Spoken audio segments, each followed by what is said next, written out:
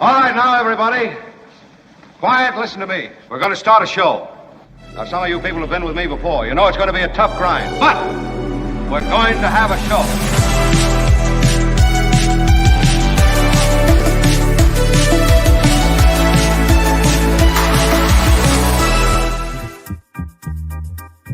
What up, party people? It is Washington, D.C. This is the seat of power in this country. Yeah, not this particular seat, but we are but miles from the actual seats of power in government in Washington, D.C. Here, this is the home in which I grew up, as best a growing up as you'd consider was actualized, meaning I don't know how much I really grew up, but there was a good growth spurt, but then I think I kind of plateaued. So anyway, it's great to be back with my parents. My dad turns 93 this week. Mom knocked over 93 in May. I was back here for that as well, as you may recall. Thanks to Kim, who covered things yesterday. Kim, how are you? Good. How are you? All right. How was the traveling? It was okay. It was okay. Yeah, thank you for asking. Tony is on the big board today, everybody. How about it for Tony? Yeah, exciting. Tony has helped me, rig up this sort of portable thing. One thing I want to tell you is that the Pulitzer winner, David Cay Johnston, will join us as per usual on a Tuesday. Also, Jim Avila, the award-winning journalist, joins us this hour. So a lot to do. And I, in addition to that, want to make you aware of something else. And that is because I'm on remote and a little bit at the mercy of, a fading Wi-Fi signal. Is it already a problem? No, we're fine. It's actually been good. I thought you say at the mercy of me, and I was going. Oh, no. Yeah. I'm at the mercy, of course, that's all the time. But I was thinking at the Wi-Fi may be in and out.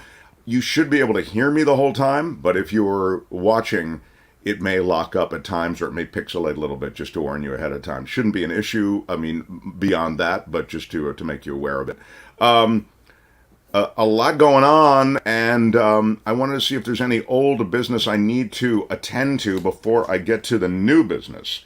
And I got a couple of emails. I get these notifications when somebody joins us on Patreon. And, we're completely crowdfunded, so I want to quickly acknowledge. Now, sometimes when somebody steps up their Patreon support, it registers them as a new Patreon person when you look in, they're not new. I think this falls into that category. But I wanted to welcome, nonetheless, Trevor. I don't think Trevor is... It says he just became a $10 patron. I still appreciate that. T-Mac, as I like to call him. I don't know him. But he has joined, and it's really cool. So if you're interested in joining us on Patreon or PayPal, there are links, of course, at themarkthompsonshow.com, and you can support us that way. But literally, I just got these, and I wanted to, as I say, acknowledge Travis, and also Jay Stevenson. Yeah, how about it, Jay? What up? Thank you, Jay, for jumping on at $10 a month. Trevor, I think I called him Trevor, and Jay. Thank you very much for joining us today. Really, really cool. Thank you for being part of the community of support. So I wanted to get those acknowledgments in. Super stickers, super chats, of course, there's other ways you support us. So David Cay Johnston today. Avila's going to weigh in, and he does columns, as you know, now on media politics. And, politics now in America is all about media. And frankly, it's not only about legacy media. It's not only about the old network media. It's not about Meet the Press and Face the Nation and ABC's This Week.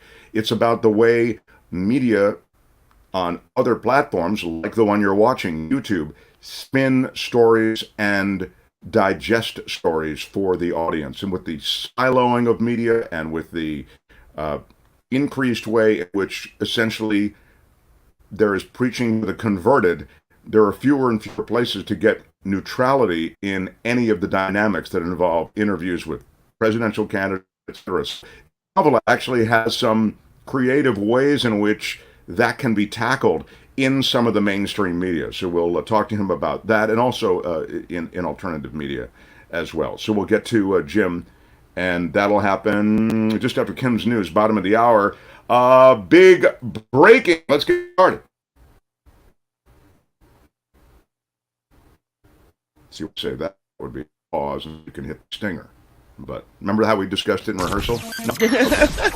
The Mark Thompson Show. Yeah.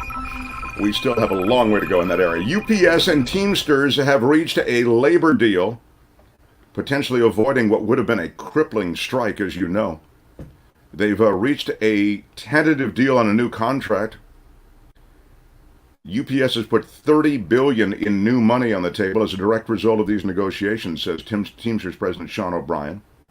We've changed the game, battling it out day and night to make sure our members won in an agreement that pays strong wages, rewards their labor, and doesn't require a single concession. Wow.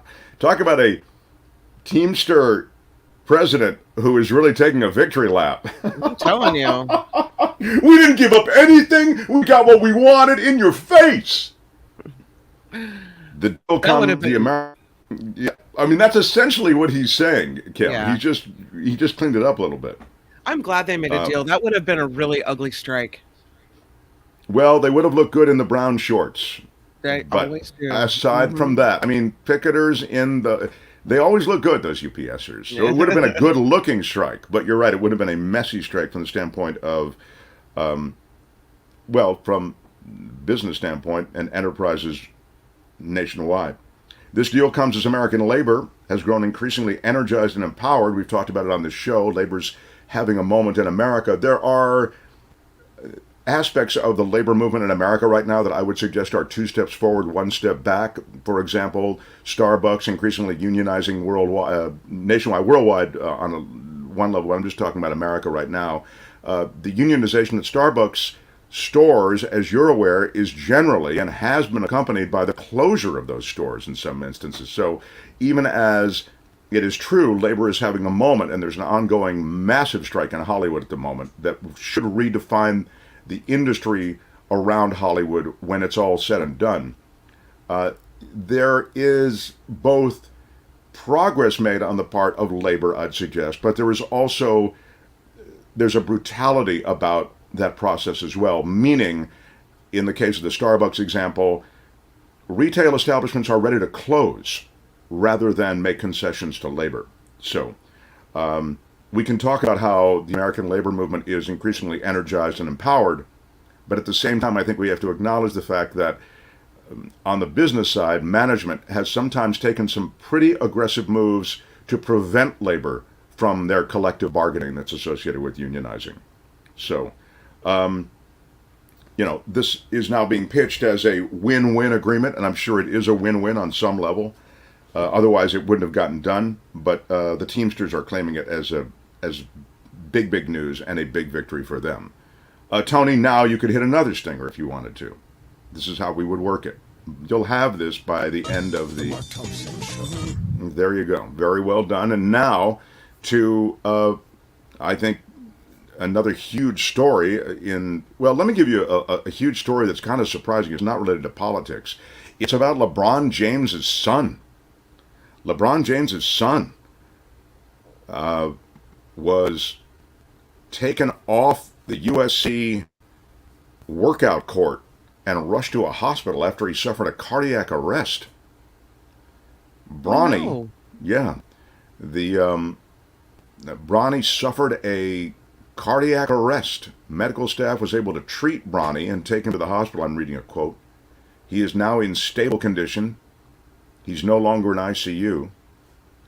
And we ask for respect and privacy for the James family, and we'll update media when there's more information. He was working out again at USC, and their medical and athletic staff, tended to him right away and got him to a hospital. It was a 911 call, and they're at the Galen Center at USC. He Bronny looks James. really young.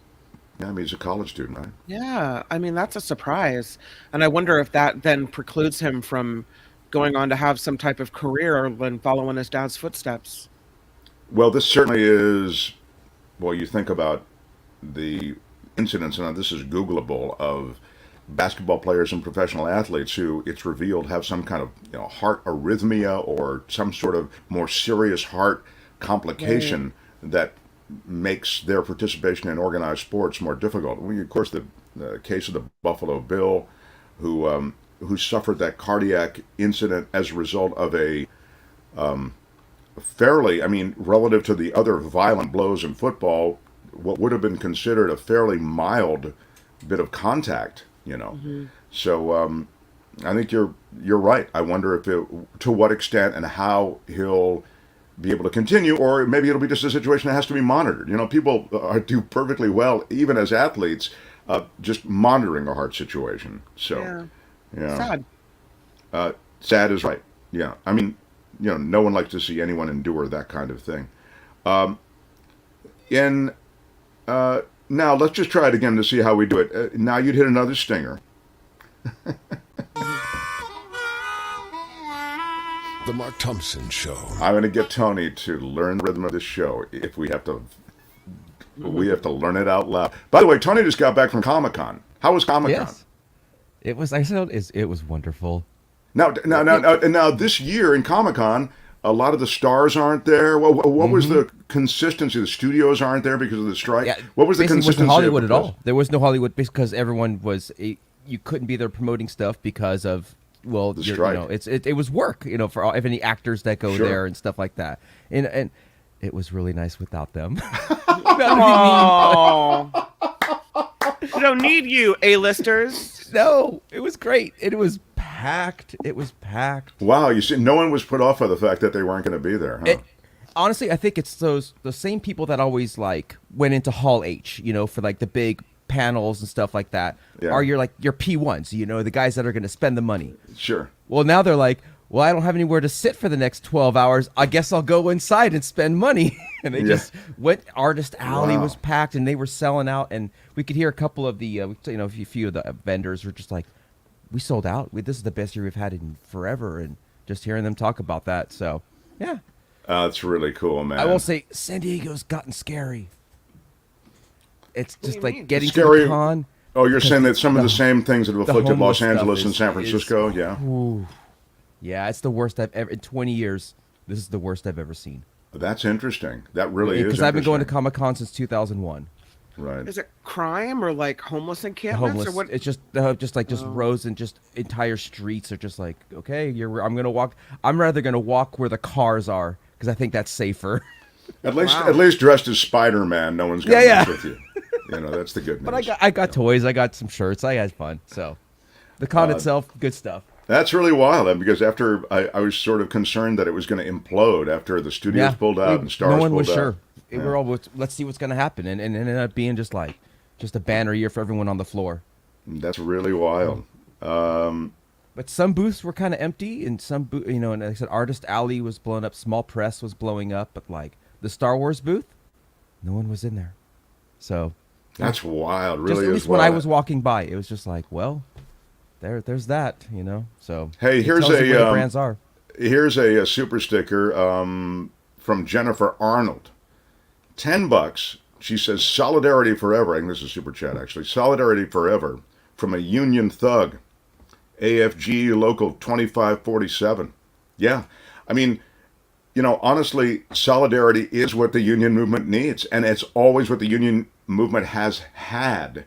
And I think as there is this, and we kind of just touched on it before, but just to wrap it up, as there is this greater gulf between labor and management when it comes to compensation, there's an obscene gulf, frankly, that has to be handled on some level, and collective bargaining is probably the level on which it can be handled in some instances. Many laborers, as you're well aware, many members of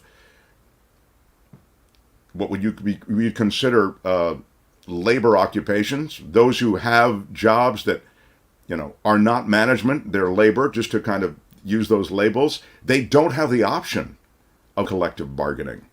And collective bargaining always has been a freedom in this country, but increasingly it's a freedom we've had to fight for. And as you know, it's been a controversial, very controversial aspect of that's affected legislatures across the country. So again, your ability to organize as labor is something that comes and goes like the tide.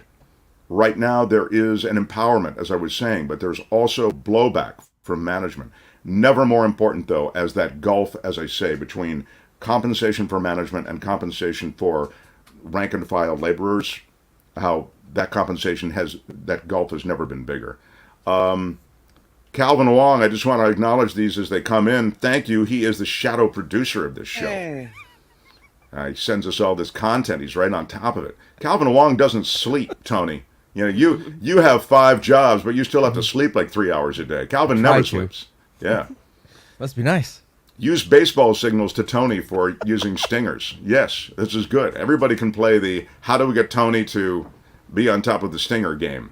That's great. It's more I just can't read them fast enough, so it's trying to. Well, here's what you do. You just the same way you do in radio when you're board up. You have your finger over the button you know you're about to hit, and then they're ready to go. If you're still reading them as you need it, then there's something wrong. Look, I don't care whether you get it or not. I'm happy to have these conversations throughout. So don't. All right, Tony, let's try it. Thank you, everybody, for the Super Stickers, Super Chats. Appreciate it. The Mark Thompson Show. There you go. How about that, man? How about that? Now, that's how it's supposed to go. U.S. Supreme Court is facing outright defiance from Alabama. It was a legitimate surprise when the conservative-dominated U.S. Supreme Court ordered Alabama's conservative-dominated state government to redraw its congressional map and include either a second majority black congressional district or something quite close to it. And this happened last month, that order. So Alabama has said, yeah, you know what? We saw your ruling, not going to do it. Is that the wildest thing? It really is. I mean, the Supreme Court said don't do it. And they're like, not only are we going to do it, we're going to double down and we're going to do it extra. Yeah. Well, Kim, you're a mother used to defiance from your kids. That's kind of what this is going on here. How would you handle this? Time out. That's it. Your Nintendo Switch is gone. I'm sorry. So instead of simply complying, as we're saying, the legislature redrew the congressional map to lower the black voting age population in the existing Democratic seat held by Representative Terry Sewell from about 55% to just over 50%. To lower so those people who are voting age is the way that should read. Yeah. They just drew the district again to actually lower the number of voting age eligible black voters. That would be the way to put it. In that district, they're presumed to be black. Then they increased the second district's black population percentage to about 40%. So they didn't really change anything. The new map, approved by Alabama's legislature and governor, will go before federal courts for review. So this story is not over. It'll happen next month, the federal review of the redrawn maps. And that will combine fights with other states. New York has been in the same situation, with the Democratic redistricting, and it very much affected the midterms. So control of the House of Representatives is at stake in all of this. Yeah.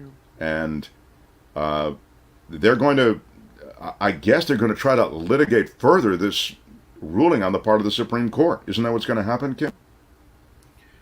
This will go back to court because it has to be approved by the state legislature and the governor, and then it'll go through a legal review process again, and it'll probably go up to the Supreme Court. They're going to kick it back down if the first ruling is any indication and say, that's not what we meant. Well, before the 2022 midterms, the Supreme Court said, we're not going to rule on this. So they were able to carry on the 2022 midterms without having to redistrict the map.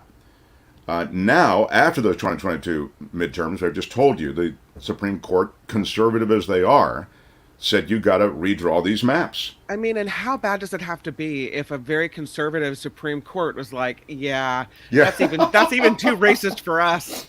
I mean, Come on. Guys, keep your racism under wraps a little bit. That's a little blatant, people. Do it in more subtle ways, right? So, Alabama's population is about 27% African American. But the black population of the state is focused on a number of counties that are overwhelmingly African American, right? Yeah. And they call it the Black Belt there in Alabama. Yeah, go ahead. It'd be fascinating to me to see how this all pans out. Kind of like a watch the, pass the popcorn moment. If it wasn't people's voices being restricted and smashed down, it's amusing until it isn't because of what it means. So. Right. And then, how I feel about this, I think it's thank you, Maria. You're so lovely for a $10 super sticker. Love that. Yeah. Shout out. Yeah. Maria, thank you. And I feel strongly about the vote reflecting directly the people's voice. Yeah. Anything done to suppress that is, I would say, if I can use the phrase, un-American. It's against a democratic republic, right? So I think Kim is onto something when she talks about, the people's voice being suppressed. That's what I don't like about the Electoral College. Electoral College doesn't reflect the people's voice. Our presidential elections don't reflect the people's voice, and the Senate doesn't reflect the people's voice. We talked about that with Tom Hartman. Maybe you saw a bit of that yesterday, when you've got North Dakota and South Dakota, arguably barely one state, and we give them 2 states, and that's 2 senators from each state. They have twice the voting power that we do in California. So I have all kinds of issues with the people's voice being reflected in the systems and institutions of America. I think there are a lot of things done to undermine the people's voice. And then, of course, you talk about voter suppression and the way that fewer and fewer ballot boxes exist in places like Texas and Alabama. So these are all things done to suppress the people's voice. So in America, and how decidedly un-American that is. Yeah, very, very well put. That's exactly right. It's un-American. I have a quiz for you, Tony. Sting me, please. Ladies and gentlemen, I'm Shadow Stevens. This is the Mark Thompson Show. Keep it to yourself. There was the big movie, as you know. We've got a lot of other serious stuff to get to, and I will get to it, but I just thought I would diverge for a moment from it to let you know you've got a big movie. It's Barbie. I mean, it's huge. And then you got another big movie. It's Oppenheimer. And that's also huge, all right? I mean, the Barbie movie, I guess, is massive beyond anybody's expectation. And Oppenheimer was expected to be a big movie, right? Christopher Nolan, you've got, a lot of big stars, etc. But both movies are huge, and Barbie, of course, is just it's a pink wave around the world. But somewhere in here, where is it, Tony? I have the is it? Well, let me just ask the question. Are you ready to go on this, Tony? With my oh, you are. Look at that, the multi-millionaire. Look at that. All of a sudden, Tony's on top of it. Here's my question, and I think there's a poll up also. Yeah. Tom Cruise. There is a poll up right now on YouTube if you're watching live. But if you're not watching live, you listen and you watch this later, I would be curious to know what you think. So just put it in the comments before we actually give you the answer, okay? Tom Cruise was asked, will you be going to the Barbie and Oppenheimer films? And he said, of course I will, and I'm going to see them in the theater. Okay, and then he was asked, all right, what order are you going to see them? Are you going to see Barbie first and then Oppenheimer? Or are you going to see Oppenheimer first? And Oppenheimer, of course, involving the atom bomb and the story of Oppenheimer after the development of the atomic bomb. I haven't seen the movie yet, but I mean, I know his story, and it's compelling, man. I mean, he was an outcast, and it's fascinating what they did to this guy. I mean, the before and after.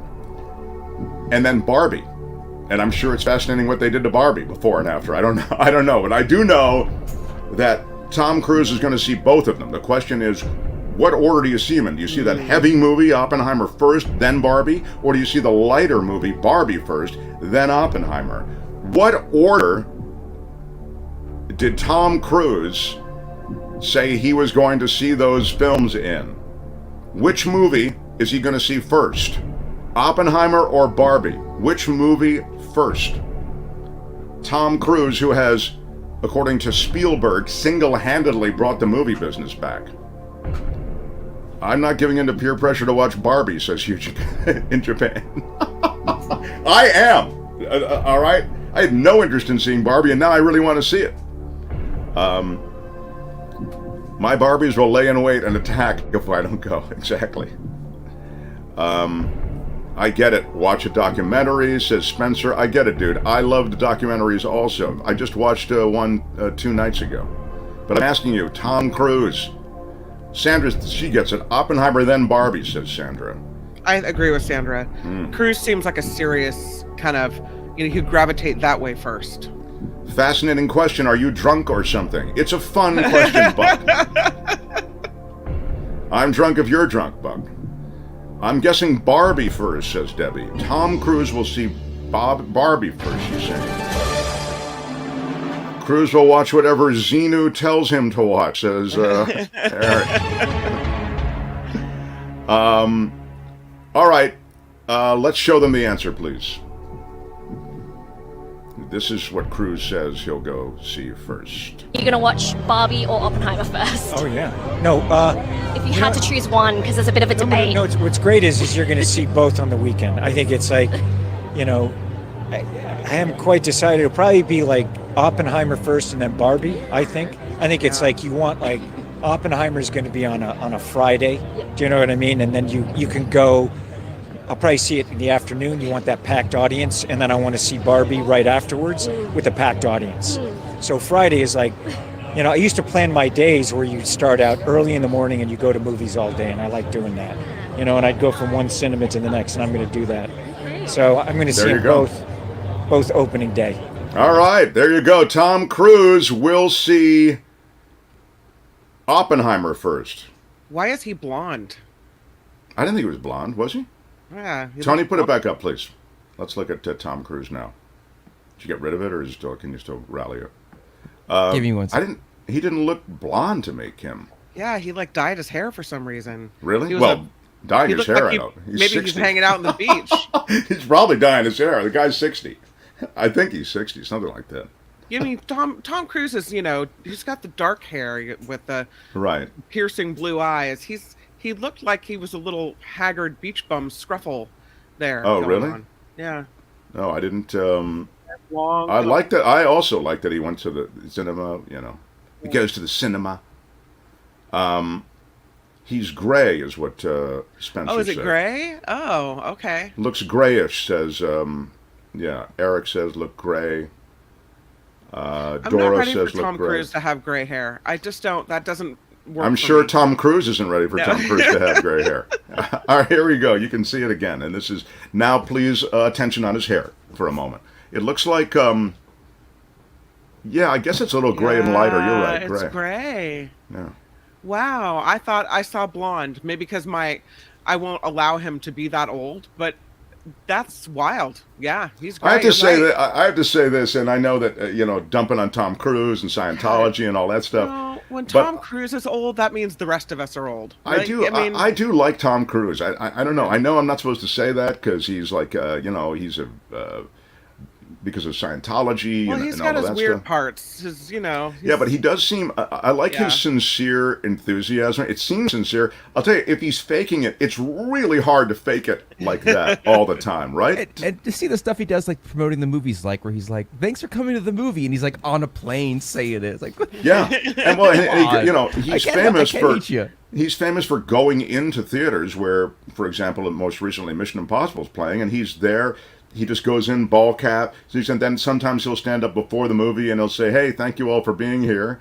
And then sometimes he doesn't stand up at all. He just, plays the moment. So I don't know. I like him. Again, there's some that enthusiasm I think is infectious. It works when you see somebody like that. Go, wow, he's a likable guy. Anyway, but if anybody's going to live forever, it's going to be Tom Cruise. You're right. So it's sort of disappointing to see him with the gray hair. I get it. He's 61, says OCB. Oh, man. Yeah. Remember him in All the Right Moves? I had a poster of him on my wall when I was a teenager with holding the football in the Letterman's jacket. What a babe. Come on. Come on, everybody. Now he's 61 with gray hair. Now I'm old. What's happening? Yeah.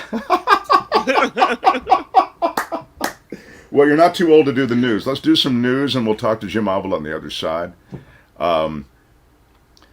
Thanks for all the ways you support the show, everyone. We are crowd-funded. We love you, all of you who are in the crowd, who are just participating. And if you're part of the crowd that's also funding through Patreon or PayPal or Super Stickers, however you get to us, we so appreciate that as well. Avila to come, award-winning journalist with his column on media and politics. And then next hour, the great David Cay Johnston, again, award-winning, Pulitzer Prize-winning investigative reporter and author. We will get to both of them as we continue. Mark Thompson Show. The Mark Thompson Show.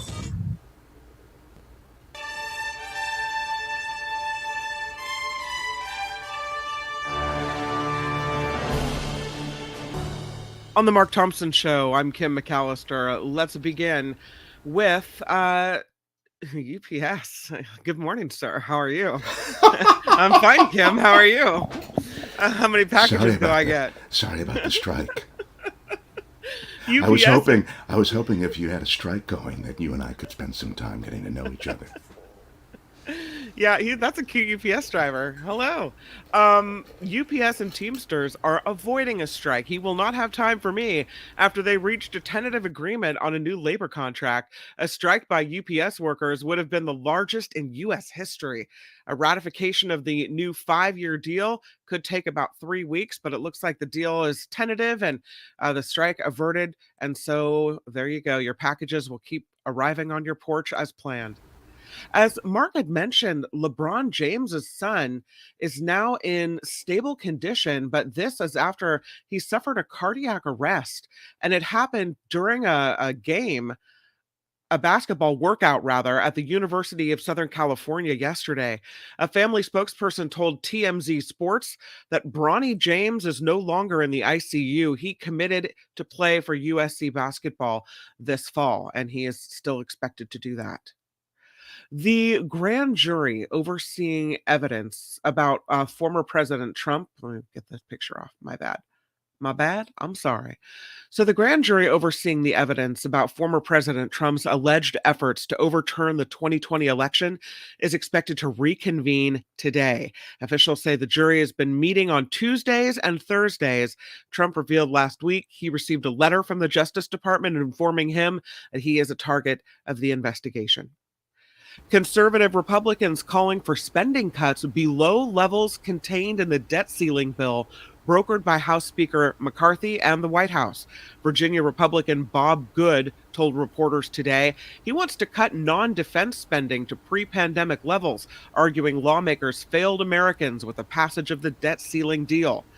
Congress is working to pass a series of appropriations bills by September 30th to avoid a possible government shutdown. Well, that's interesting what they're doing. They passed the bill already, but now they're doubling back and trying to modify their appropriations. So there are more political tactics being employed by the GOP I'm talking about the extreme right GOP. What I'd consider them sort of the political terrorists of the GOP, and they are, to be honest, they're wagging the dog on many levels. So it's amazing how they're able to get their way. Even Tuberville with the holding back the military confirmations and promotions. It's amazing. Yeah, right. Shout out to Spencer Jaffe. Thank you for the $10 super sticker. Thank Appreciate you, that. Shout out, Spencer. The Federal Reserve starting its 2-day meeting in Washington, D.C. today. The central bank widely expected to resume interest rate hikes after hitting pause last month. The Fed could also provide insight on whether another rate increase could be coming later this year. And this person, they've had it rough, man. The owner of this Sacramento restaurant called Bacon and Butter says he's trying to figure out how to stay ahead of criminals who have repeatedly broken into his business this year. Billy Zolan says he's frustrated at the cost of having to not only replace windows, but lost revenue to him and his employees from having to close and repair all the damage. Thieves even stole their safe in May. A nearby business owner says she's moving to another location because she's been assaulted and attacked at her business. Sacramento police say they are increasing patrols in that area. Hollywood actors and actresses on strike demanding better wages and compensation. Scores of SAG-AFTRA union members gathered in Times Square in New York City today for a Rock the City for a Fair Contract rally. They walked off the job July 13th following disputes between the Alliance of Motion Pictures and Television Producers, which represents network studios and streaming services as well. And now a couple of animal stories for your pleasure. The White House says President Biden's younger dog, Commander, will be getting some training after 10 biting incidents. Commander. The U.S. Secret Service says they're Talk about being given a second chance. Right. The U.S. Secret Service says they're concerned about their agent's safety around the German Shepherd. The agency says in one incident, Commander clamped down on an officer's arm and thighs. That was in November of 2022. Commander might have to go, I think. I don't know. That's awkward as a Secret Service agent, too, because you're thinking, really, dude? I'm here just trying to protect you, Uncle Joe Biden. Meantime, I can't get you off of my ankle or whatever. I mean, they've got the dog lunging at, And you can't, my point is you can't do anything. Your boss is Biden and you can't, Yeah, no, you don't want to hurt the president's dog. Mm-mm. Yeah, you can't, exactly. And you can't say, hey, it's me or him. All right, yeah. You. Right. So now Commander goes for special training. And lastly, California is enlisting beavers. Tony, I think you should go for special training. How's that? Tony, I love Tony. I love Tony. I'm just saying maybe some special training would help him even further. All right, go ahead. The Mark Thompson School Make us of love Singers. him more. Yeah. So California is enlisting beavers to help reduce the threat of wildfires. This is a novel concept. For years, homeowners have considered the woodland creatures a nuisance for chewing down trees and shrubs, building dams, and flooding properties. Well, the California Department of Fish and Game has, over the years, helped homeowners by issuing permits to kill the beavers. But now state officials are changing their tune. Wildlife experts say beavers help the environment by clearing the shrubs and their dams increase groundwater levels. So they're doing us a favor. So the onus is on homeowners now to install flow devices in streams and put on protective wraps on trees.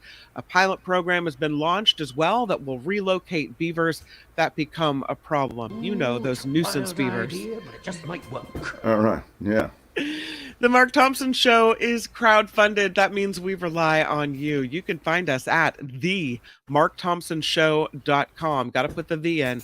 Themarkthompsonshow.com. Patreon link, PayPal link is all there, and the Super Chat is also live. I'm Kim McAllister, and this is The Mark Thompson Show.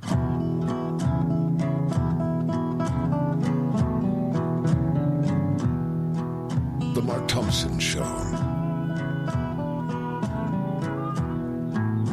Mark Thompson.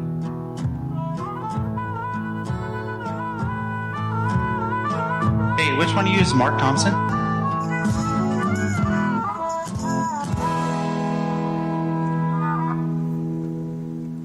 Wow. Yeah, how about it, everybody? It is a live remote broadcast from Washington, D.C. You can see me. This is the home I grew up in. How about this, real quick? Andreas is back. How about it, everybody, for Andreas? Welcome. He is, as you know, HOF Hall of Fame on this show. He has a statue erected to him on Thompson Terrace in the metaverse. And today he rejoins. We missed you, Andreas. I think you were in Greece. And by the way, Greece is on fire. I mean, there is a, he's in Greece now. Wow. Greetings from the Greek island of Naxos. I'm doing much better since parents' funerals. He lost, of course, both his parents. It was a sad, back to back. Yeah. sad period. Miss all of you, he says. This is so great that you're joining from across the world, Andreas, and you're always so generous in your support. Thank you, and what can we say? We miss you. It's great that you joined from over there. And look at this. The whole crowd is into you. A lot of love from all of our pals who where is my my big shout out? That should be on there somewhere, Tony. Do you see my see I don't need to keep stuff anymore. Shout out. Yeah, big shout out. Yeah, something like that. Andreas, we love you, and thank you so much for. Thank you so much. Thank you so much, everybody who sent us a super sticker, super chat today. Appreciate your support. We do love you all for real. It's a without you guys, we go away. So thank you. But really a cool surprise to hear from Andreas from across the world in Greece. And hello to all our Greek brothers and sisters. I know it's tough over there right now. The fires are intense. The fires have affected parts of Greece and not other parts of Greece, is what I've been reading. So nonetheless, it's a sign of, I think it's a planet on the brink. We're seeing climate change manifest itself in all sorts of different ways. I wish you could all come to Greece. Yeah, that would be great. Thanks for the 20, Andreas. I would love to come to Greece. I'd like to come late September, October, when it's not quite as hot. I was reading something else. Maybe Jim Avila join and can, in a second, can weigh in on this, although it's sort of a digression. Traditionally people go to Europe in the summer because that's when kids are off, and those who have them. Now, with the climate crisis and with the climates, frankly, worldwide changing as radically as they are, it's thought that Europe is going to be too hot during the summer to tour. And people increasingly are going to try to cheat toward other times during the year. But as you know, the school calendar doesn't change. It still allows that flexible time during the summer, which you don't have the rest of the year. So anyway, that's a word on Greece and Europe and stuff going on there. This guy is an award-winning journalist, the former senior correspondent at ABC News, covered the White House for years. And now, in addition to all those awards that he's stacked up for broadcasting and for his work in investigative pieces and beyond, he's writing a column for Barrett Media on media and politics. And it's great to hear from somebody who's really been in the belly of the beast as to how to cover this changing political environment and changing media environment. How about it for Jim Avila, everybody? Jim Avila. Good morning, Mark and Kim. Hi. Good morning, sir. We love having you here. And as I was mentioning, Happy birthday to your dad, by the way. This also would be my father's birthday if he were still alive. Tell everybody, your dad, he was quite the story as well when it came to news and broadcast journalism. Yeah, certainly he was my inspiration to get into the business. He didn't go to college.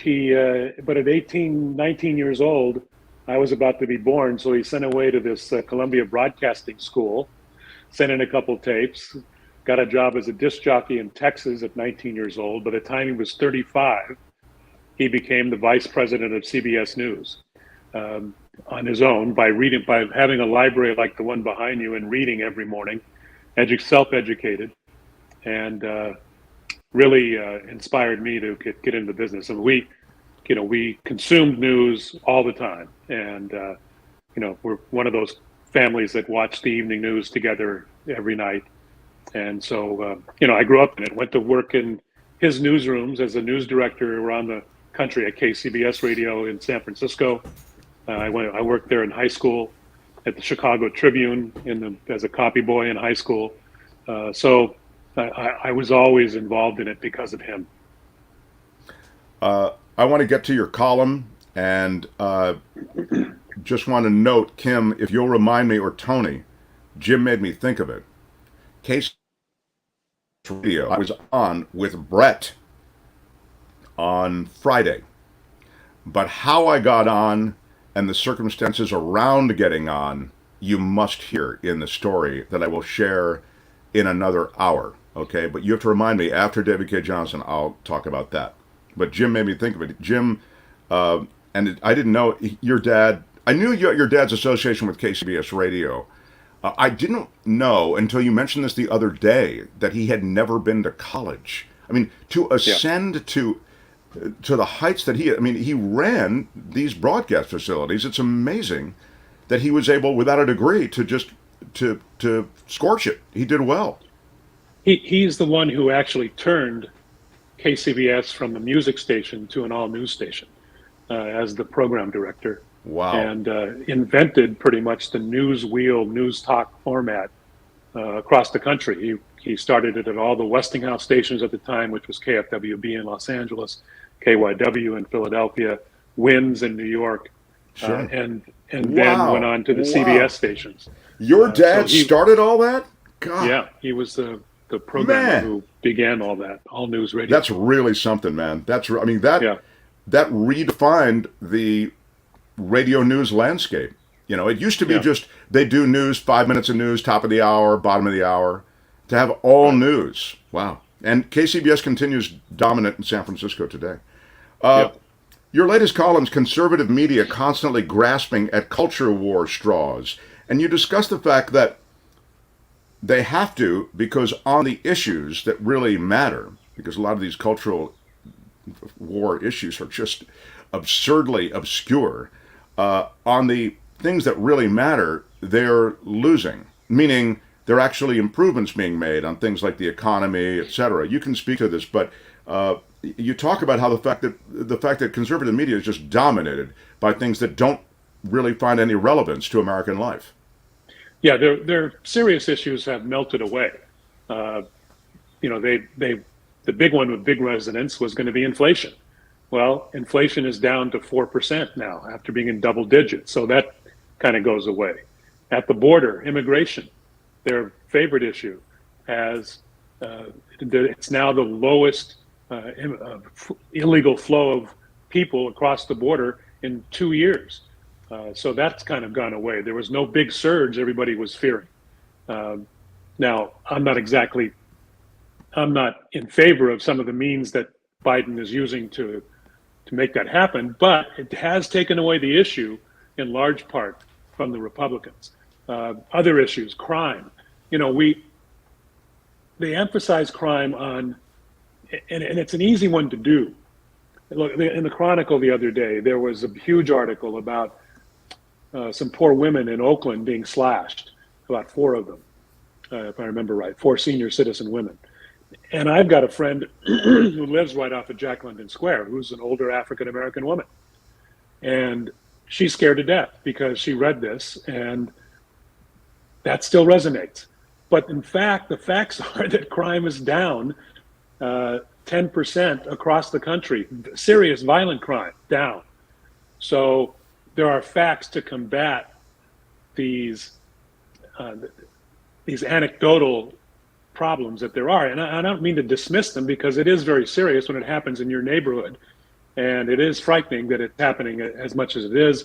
And the homeless problem makes us very nervous, even though most of them are not violent, because they are mentally ill many times, walking by, and they're drug-addled, walking by their places, as Tony was describing in San Diego. It makes you frightened. But in reality, that issue has also gone away to a great extent, or can be combated with facts. So what does that leave them with? What does that leave Republicans with? It leaves them with the culture wars. And they're going into the absurd now. Ron DeSantis is Florida, saying that slavery was actually a benefit to slaves. Come on. There was torture, there was rape, there was beatings, but they learned a skill, so we're all cool with that, right? They're teaching that now to elementary school kids. And then in senior high, they're teaching that the revolutions, the revolts by African Americans, slaves during the time, were actually their fault.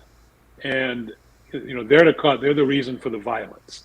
So, they've gone to these absurd lengths of culture wars, include Bud Light and all that other crap, that really only resonate in their base. And while that's okay, my main point is that that's okay for Fox and it's okay for Newsmax, because when you have 30% of the entire American population on that side, only 30%, if you divide that 30% up among the conservative media, that's enough to survive and, in fact, to thrive, as Fox does.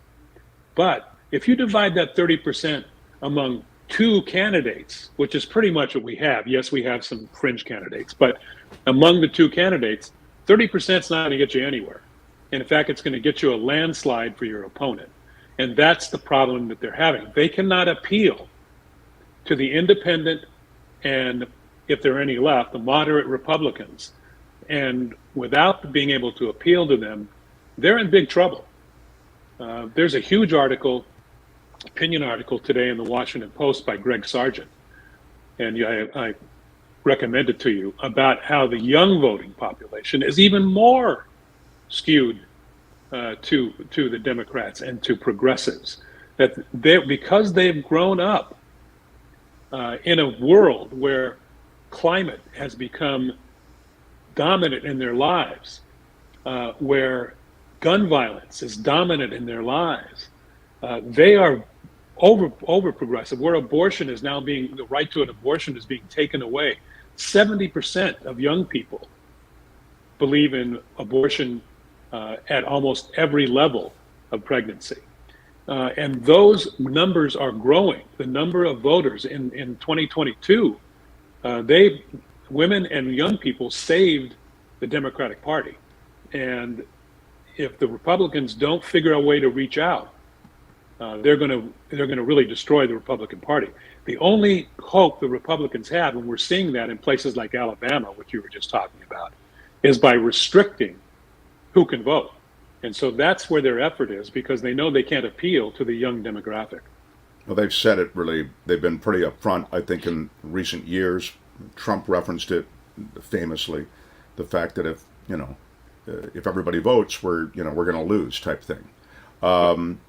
The interesting thing about the news media that's on blast for that third, as you suggest, is that they've been effective, I think, Jim, in terms of essentially being an echo chamber for the Greg Abbotts of the world, and Abbott's policies on immigration in Texas. And, let me be fair to Texans, and let me be fair to these border states that do deal with the immigration crisis in ways that often aren't experienced in other parts of the country in that immediate way. There is a crisis there, and it's a crisis, though, that's being helped by those lawmakers in those states. As you say, there have been some pretty brutal policies that have been instituted on the part of the feds, but it would appear by looking that those brutal policies are taken to another level by people like Greg. Yeah, what he's doing now, Mark, with these buoys in the middle of the Rio Grande with razor wire, and that reach down below the surface so people can't swim underneath them. Yeah, there's netting underneath them, right? Right. They're risking people's lives. And these are desperate people who are trying to get here. And look, everybody knows they should go legally, but legally is not an option. It's just not an option now. It takes 10 years to do something legally. Many of these people are desperate, not only economically, but from gangs and other violence in their home countries. And it's not Mexico so much anymore. It's Central America and even overseas, people coming in that way.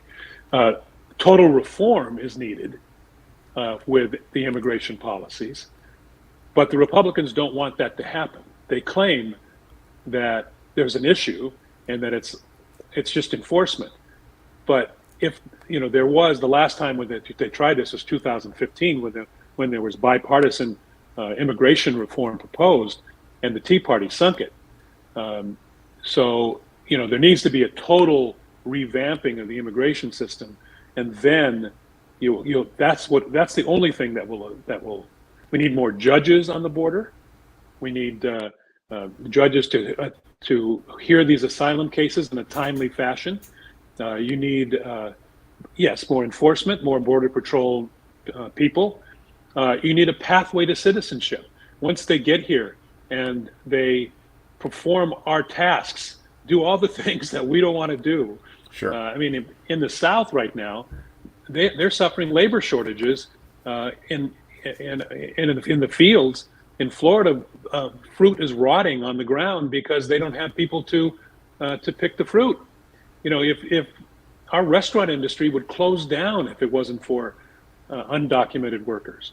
So there needs to be some kind of reform and system a system involved that allows us to bring in these folks in an orderly fashion, and the Republicans will not let it happen. Yeah, really well summarized. That the huge gray economy is collapsing without those. Like this country, and then I want to get to the Stanford story, which Kim touched on yesterday. The country has always had a troubled relationship with immigration, and to be fair to America, most countries have some kind of constant tightrope walk that they do with immigration. I think of, and it's a question of what kind of country. This is a broader question, maybe for another time. What kind of country do you see, you watching, you listening, those who we live alongside, do they see America being? It seems as though we had this problem in World War II. My God, that World War II, they were killing Jews by the millions, and Jews are fleeing, and this is happening now with the climate crisis. People are fleeing. They need to go where there's food. They need to go where there's water. It's survival. In the case of World War II, these Jews fleeing Germany and fleeing death were on a boat, and they were, as you know, turned away from Cuba, turned away from America. There were only less than 1,000 of them, and they were turned away, sent back to Germany, where they were killed. So, again, during that World War II period, again, this is the greatest generation and all that crap. And I do think it is crap on some level. I know it was celebrated for a while, but the reality is there was a State Department that had when it came to those fleeing Europe, it had a no immigration policy toward all of that. Anyway, end of my speech, except to say that we have always had a tortured relationship with peoples who are fleeing other situations and coming into this country. Yeah, immigrants have always been the excuse that those who have been unemployed or underemployed have used. Bit of a different situation in World War II when they wouldn't let Jews in here. That was anti-Semitism, period. It wasn't so much they were worried they were going to take jobs. It was worried that two things. They were worried that it would bring us into the war before the war stopped, before America was in the war, and two, the guys like Henry Ford and Charles Lindbergh were anti-Semitic. So that was a problem. That's right. But in general, that's true. But last thing on that, Jim, because I do see overlap in this regard. They threw into that argument, and it cloaked. It was some of their anti-Semitism in we need to employ Americans. We don't need to employ those people who are trying to get into this country. We need to employ people who are. There was I believe, an economic bar that they had. You had to prove that you had enough money and that you had a job. But if you had a job, they would reject it because it was a job that should have gone to an American. You got, and I think some of that same stuff is going when it comes to Latino immigration. Those people are taking our jobs. The immigrants were taking. It's the replacement theory. Right. Well, and the facts belie all that. Of course, first of all, unemployment is at an all-time low.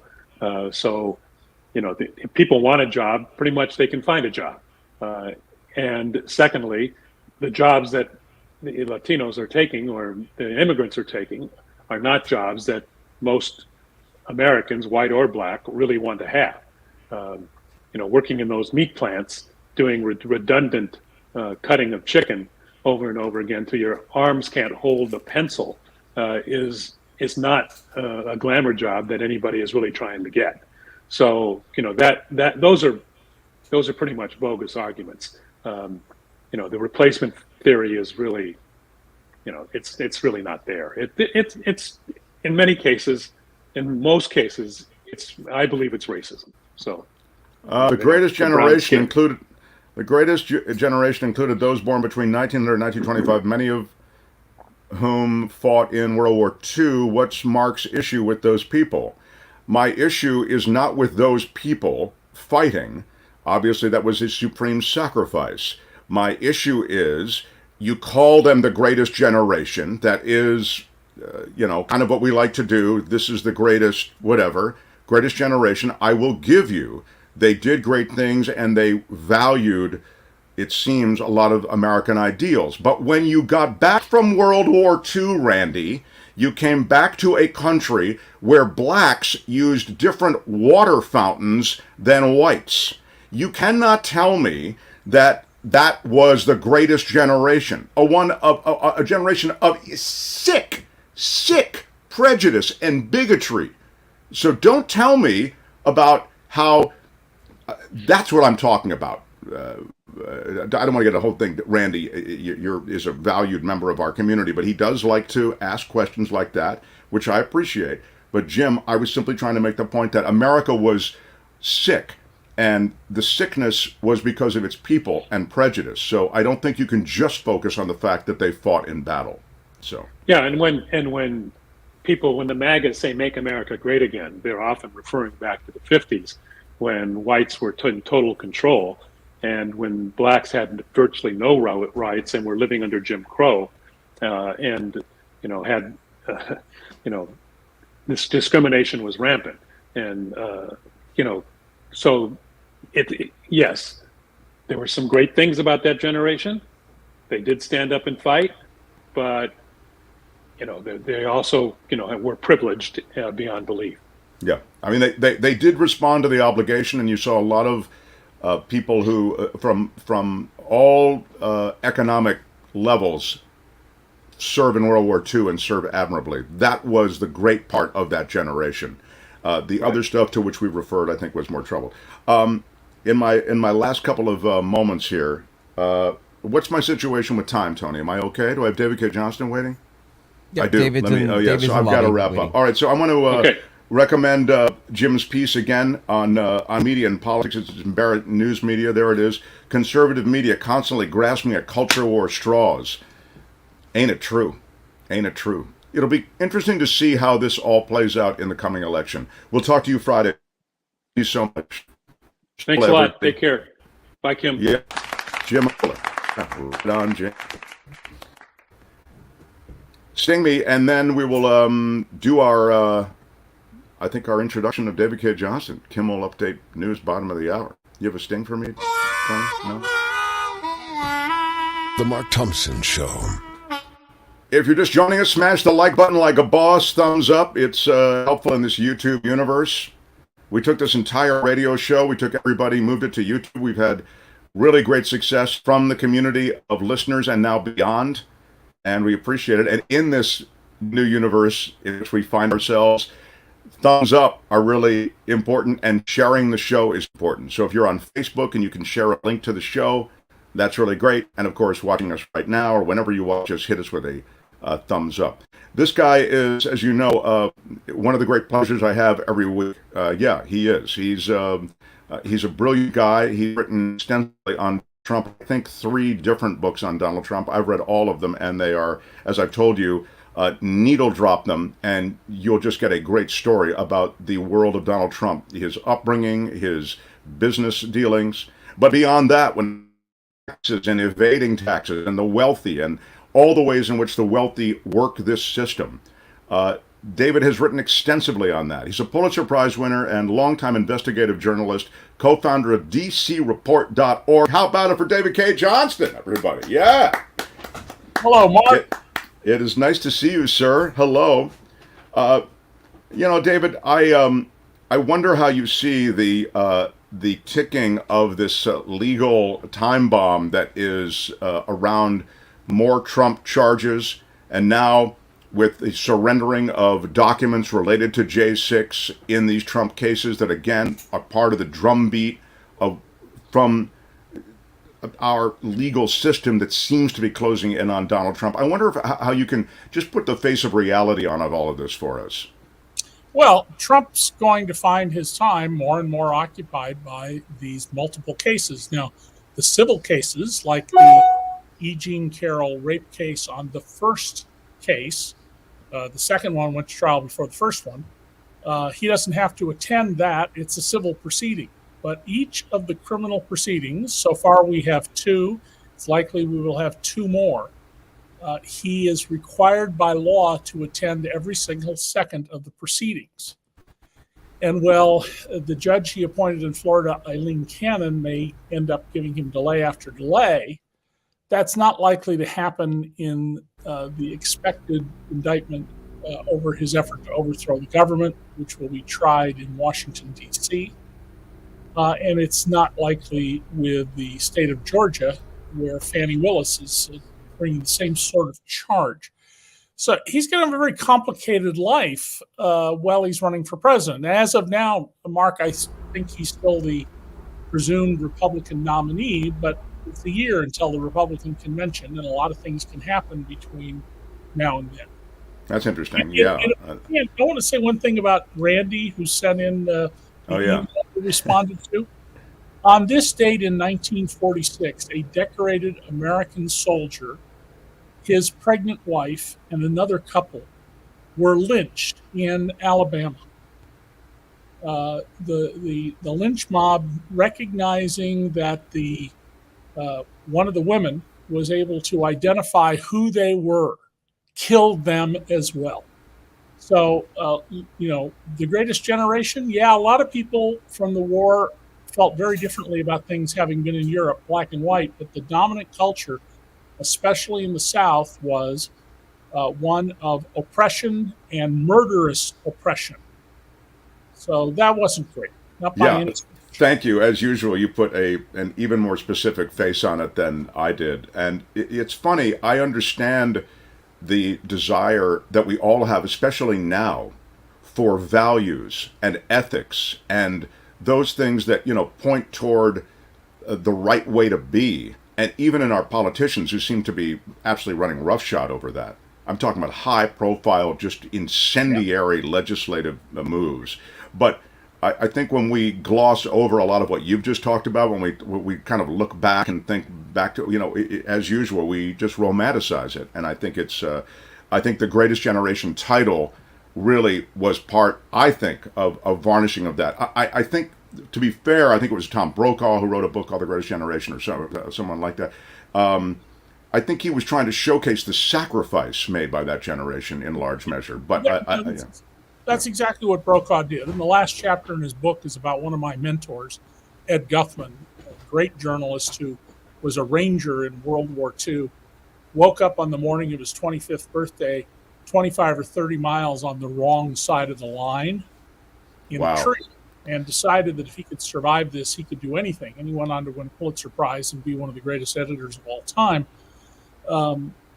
But World War II is the watershed event in human history so far. It has shaped our lives. My father was a 100% disabled veteran of that war, although he never saw combat. And the effects of that war continue. What's shocking in America now is people who identify with Nazis, who speak well of them, who Donald Trump, saying very fine people.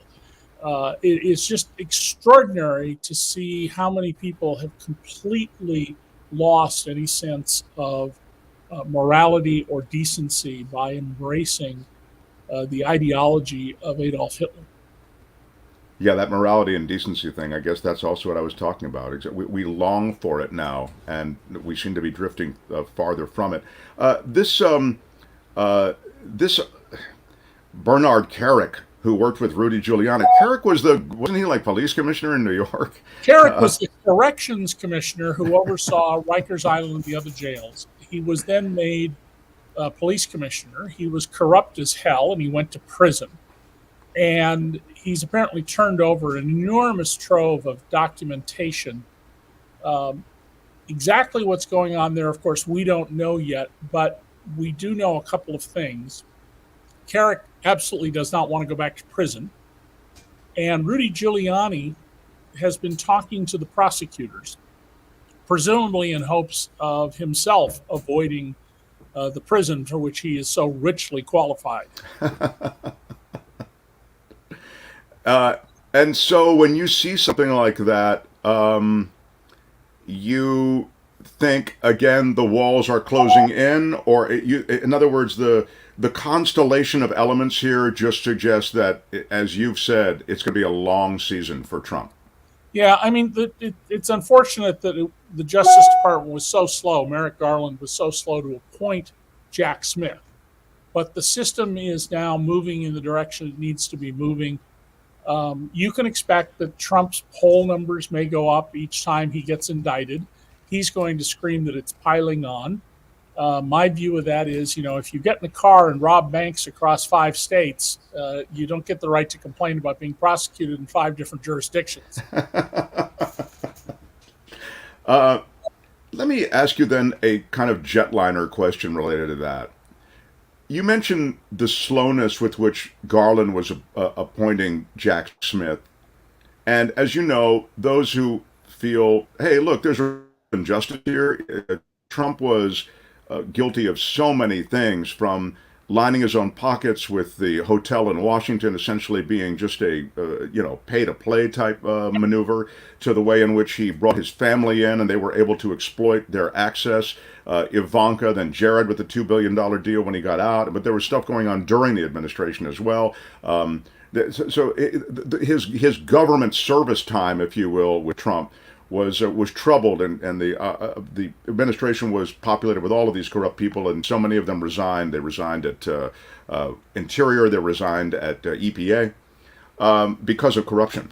So my question is about an institutional one, because you talked about the institution, and I'm concerned that not only is Donald Trump really not going to be held to account in any kind of enduring fashion, but that even if he were to be found guilty, and this is skipping way ahead in the movie, I understand this, but there'd be a kind of an imperative from the institutions to which you've referred, I'm talking about even a Joe Biden type president, to pardon him.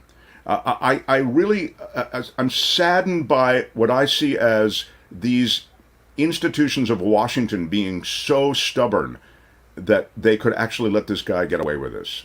Well, given the number of trials Donald Trump is going to be facing, at least 4 criminal trials, he's going to be convicted. There might be a ringer in one of those, someone who gets on the jury and answers all the questions in voir dire. That's where we question whether you're appropriate to be a juror, and lies. But the best he can hope for is a hung jury. There's no chance he will be acquitted on any of these charges that have been brought. Joe Biden's never going to pardon him, but might a Republican right-wing president someday in the future pardon Donald Trump posthumously even? Sure, that could happen. I don't think we should worry about that. I think what we should focus on is we need to hold Trump accountable. We need to establish in the record, beyond any doubt, how clearly he was a criminal in the White House. And we need to also prosecute other people who were around him. I don't know whether we can prosecute Jared Kushner for the $2 billion that he got from the Saudis and the material he shared with them from our national security files, because the Supreme Court has essentially legalized the bribery of politicians in America through a series of decisions, particularly the one involving Governor McDonnell in Virginia. I mean, unless you're stupid enough to say, oh, hey, Mr. Politician, I'll give you this money if you do this specific act for me, the Supreme Court says that that's not a crime. If you just say, well, here's all this money and I hope you like me, and then you do the very favor that was sought, that's not a crime. That's outrageous. But there's a really superb book about this. It's not very long. You can get it in paperback, called Corruption by Zephyr Teachout, who's a law professor in New York City and who ran for New York State Attorney General. And it starts off with the scandal over the bejeweled snuff box that the King of France gave our first ambassador there, Benjamin Franklin. And it's about institutional corruption, not individual venality, but institutional corruption. But there are a lot of other people who should be prosecuted. My last Trump book about how Trump got even worse. It's even worse than you think. Was that? No, the last one was The Big Cheat. The Big Cheat. Big Cheat. Sorry, yeah. I point out that the inspectors general of 2 cabinet agencies, Commerce and Transportation, said there should be criminal prosecution of the bankruptcy financier Wilbur Ross, who ran Commerce, and of Elaine Chao, the wife of Senator Mitch McConnell. Clear wrongdoing by both of them. I mean, especially what was done by Elaine Chao, who ran the Transportation Department as a publicity agency for her father's shipping business, which depends heavily on the good graces of the communist regime in Beijing. So I think we need to focus right now on Trump needs to be tried. We need to establish the record of what he did. And then hopefully the Republican Party, if it continues to exist, will come to its senses and realize that it's time to break from the cult of Donald. The efforts on the part of high-profile members of the GOP in Congress to hold up things like military promotions, confirmations, this sort of thing, that have proven effective. Is this a new kind of politics we're seeing in America? I mean, this sort of persistence? Well, there are themes of this all throughout American history, but especially since Newt Gingrich, and when he was briefly Speaker, 1995 to 7, I guess. He adopted this policy of my way or the highway, and the promoted idea back then that bipartisanship is political date rape.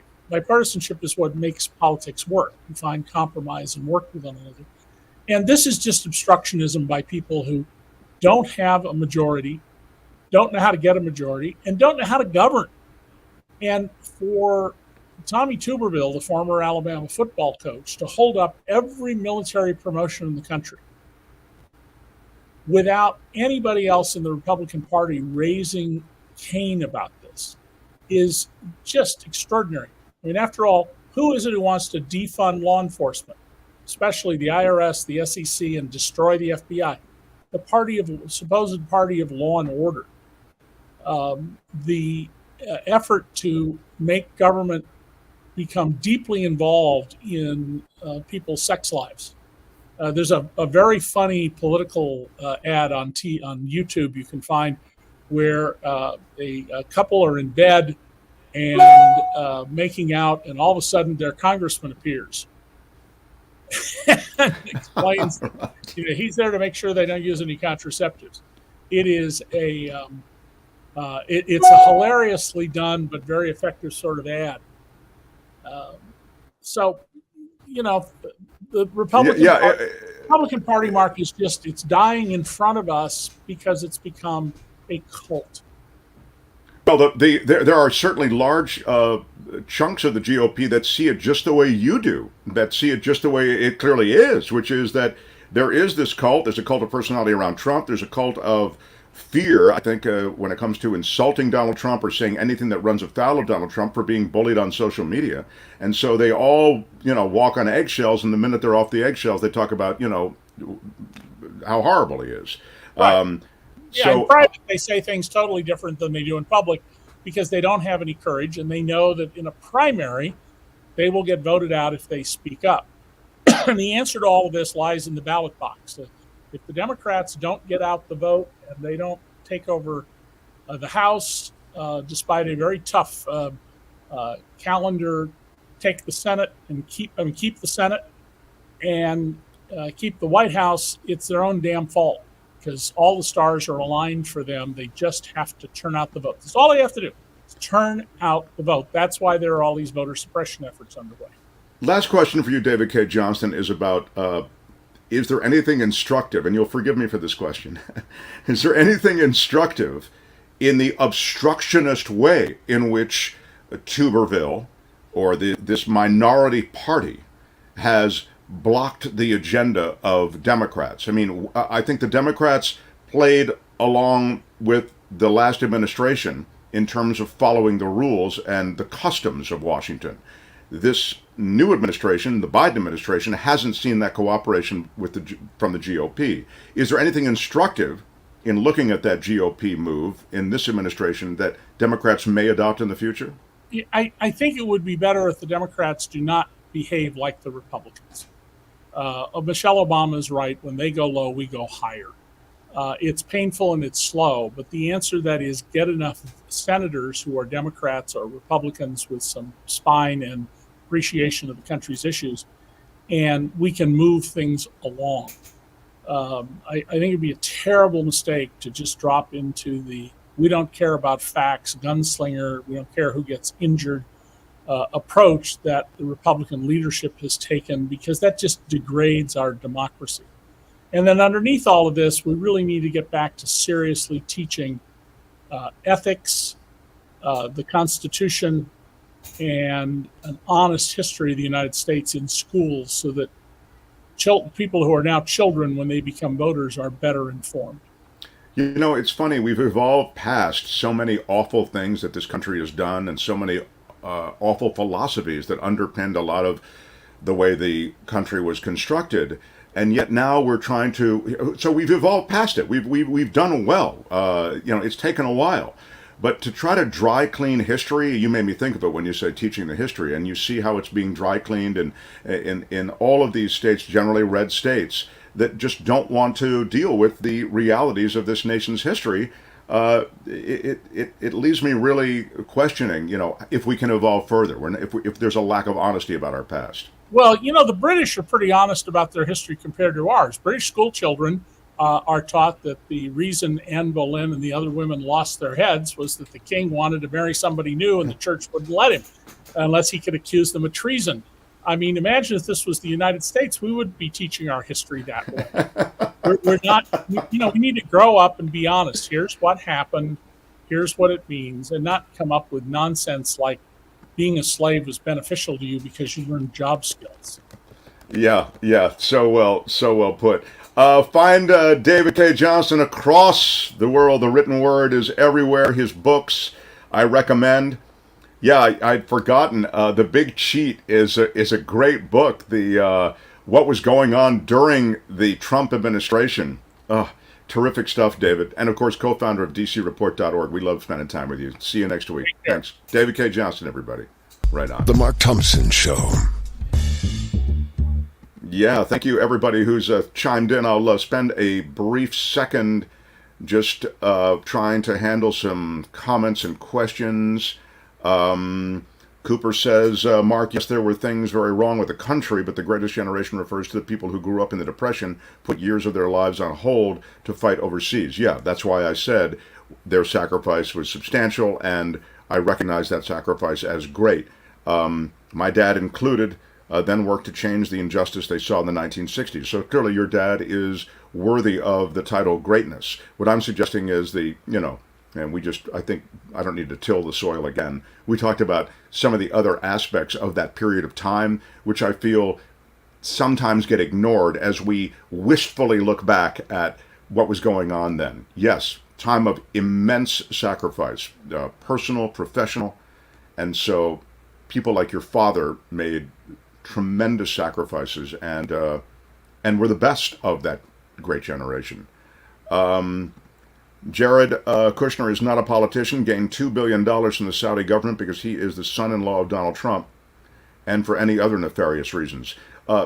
It's the other nefarious reasons, Vilma, that I believe are quite germane to the Jared Kushner situation. Saudi was, you'll recall, the first place that they road tripped, okay? They didn't go to Mexico, they didn't go to Paris, they didn't go to Germany or even Russia. They went to Saudi Arabia. That was the Trump administration's first spot.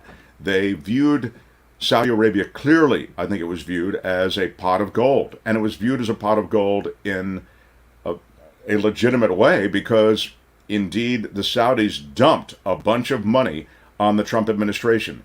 They bought up rooms in Trump properties that they kept for months without ever using those rooms, entire floors of the Trump hotels. So there was money constantly being poured into the Trump organization. And to Jared Kushner, you don't get the $2 billion just because you know Donald Trump, just because he's your son-in-law, he's your father-in-law. You get it because there was information shared. And in fact, David Cay Johnston referred to that in our conversation ramping up to what we were talking about before. So yeah, Jared Kushner, just, by the way, I'll remind you, Jared, Ivanka, Eric, and Don Jr., none of them could get clearance at the White House. They could not get security clearance. They were rejected for security clearance. Look, the security clearance people, they want to give them clearance. They know that they are connected to the president, the new president, Donald Trump. But they couldn't because they were so compromised in so many different ways. They couldn't even get minimum security clearance. And then, of course, Trump came in and took care of it. So that will give you some sense of the relationships and the corruption. Follow the money to both parties. Of course, you're right. There is a system awash in money. It's disgusting. And it's true. It's awash in both parties. So, yes, totally agree. Smash the like button like a boss if you would. Let's take a state of the state. We'll do a Kim news update. Before I do Kim news update, I'd like to make you aware of something. And Tony, if I could make you throw me a quick little stinger, I can make a special announcement. The Mark Thompson Show. The announcement is that I'm on remote, which is, I think maybe there's a sync. Sometimes my lips are moving before the words come out or something. I saw somebody mention that in the chat. So that's because I'm on remote, and who knows how it's all working. I'm in Washington, D.C. I'm just trying to follow your federal dollars, ladies and gentlemen, here in Washington, D.C. But I was going to say that we're coming up, I think it's only another week or so away from a big change. And the big change is that this show will start at 11. Here it is, the whole lineup, if you watch all three shows. And there's a new show coming, a third.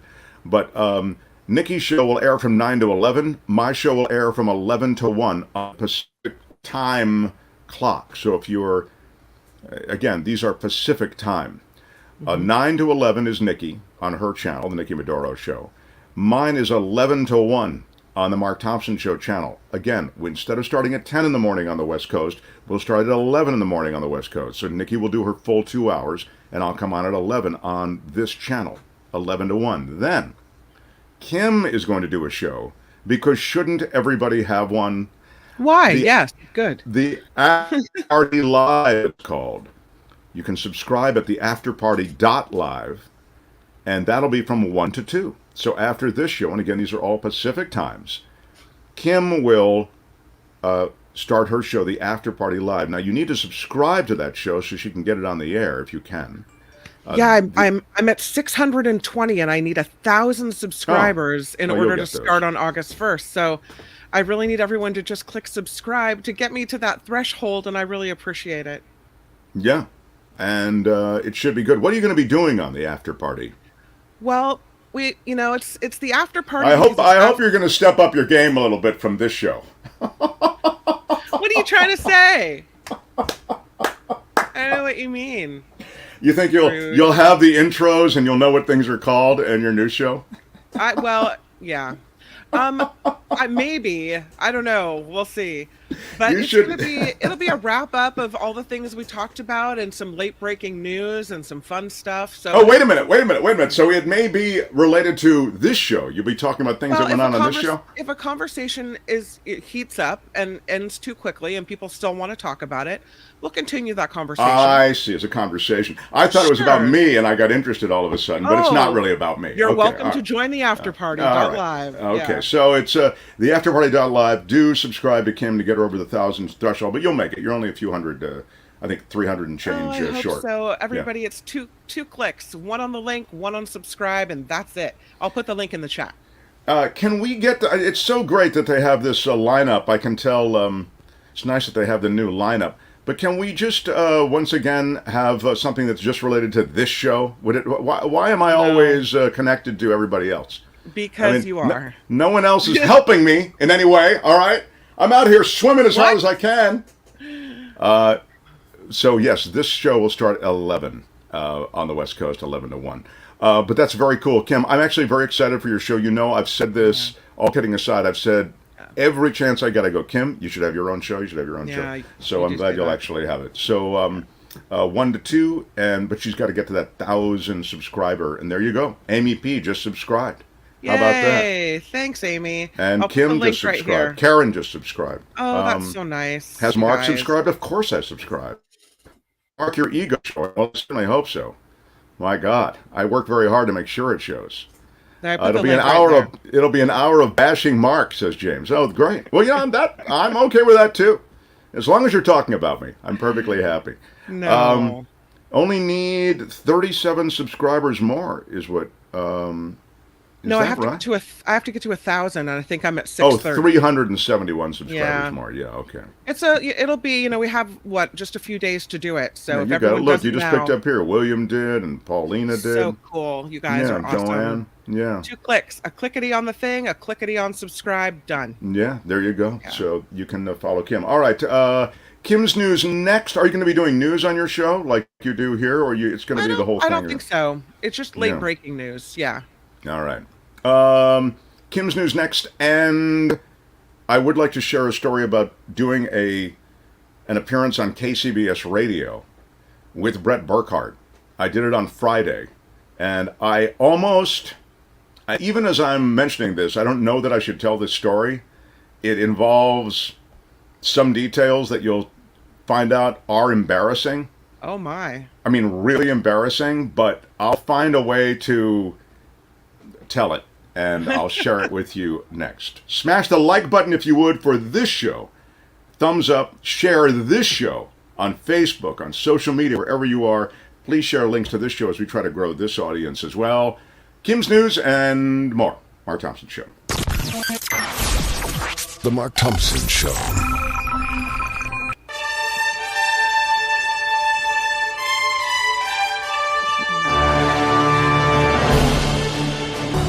Kim McAllister on the Mark Thompson Show, and let us begin in the fine, fine state of Texas, where Texas Governor Greg Abbott, pictured here, maintains he has the authority to keep that floating border wall in the Rio Grande in place.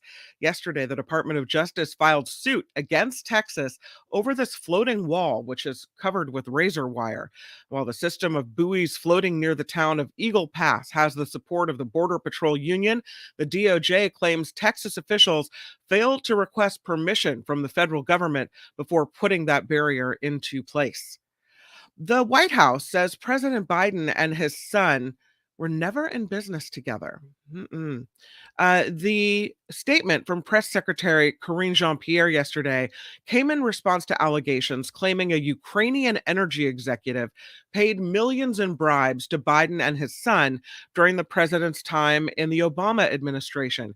Well, the allegations have been at the center of House Republicans' investigation into alleged influence peddling scheme by the Biden family. Again, the White House says President Biden and his son were never in business together.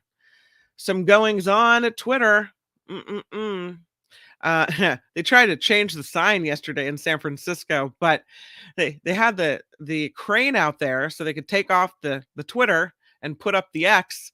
Problem is, they didn't have a permit to shut down a major San Francisco thoroughfare, so the police came. Nope, you can't do that. Well, Twitter's rebrand to X could wipe out as much as $20 billion in value from the social media giant. That seems like a great decision. Yeah, go ahead. Joshua White, an assistant professor of finance at Vanderbilt University, says the company name Twitter has become part of our language, with verbs like tweet and retweet becoming everyday words. Over the weekend, Elon Musk announced the name change, also noted the bird logo would be kaput. Here comes the X.